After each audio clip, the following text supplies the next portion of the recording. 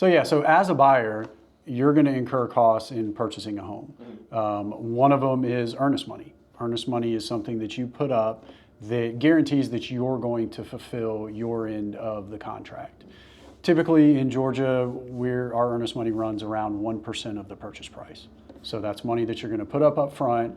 It's going to sit in an escrow account, and then it will be credited back to you at closing towards closing costs and or your down payment. So it'll basically come off your bottom line of what you owe at closing. Another thing that you're going to have to pay for out of pocket is a home inspection. The home inspection is going to run somewhere around $500.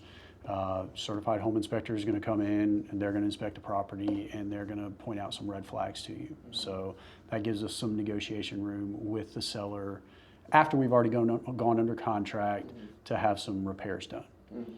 You're also going to have to come out of pocket for the appraisal. So the lender, when you're financing, the lender is going to require that you have an appraisal done on the property to justify the value of the home that you're purchasing. And that's probably going to cost you in the ballpark of $500 for an appraiser to come out there and give you their value. You also have closing costs. Most of the closing costs are associated with the lender. You've got origination fees, you've got their normal lender fees that they charge. You've got closing attorney fees for title searches and flood certifications. You're going to prorate property taxes. If there's HOA dues that have to be paid, those are going to be prorated at closing. Then you also have a second part of your closing cost that we call prepaids.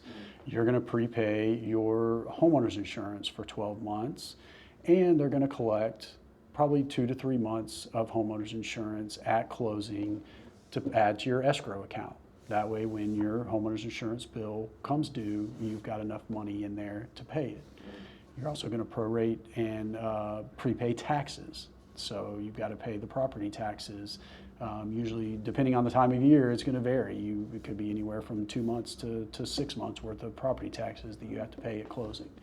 So those are additional things. Some of those can be negotiated to where the seller pays them, but there's probably a portion of those that you're going to have to pay out of pocket. Then you're looking at your down payment. And down payments can vary depending on what type of loan you're getting. You can go from 3% down to 20+% down. At 20% down, you eliminate mortgage insurance from the loan.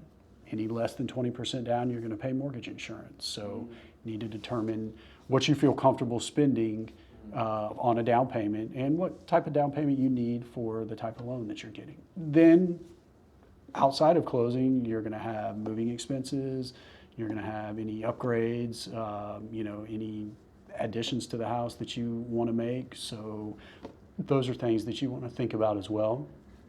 And buying furniture.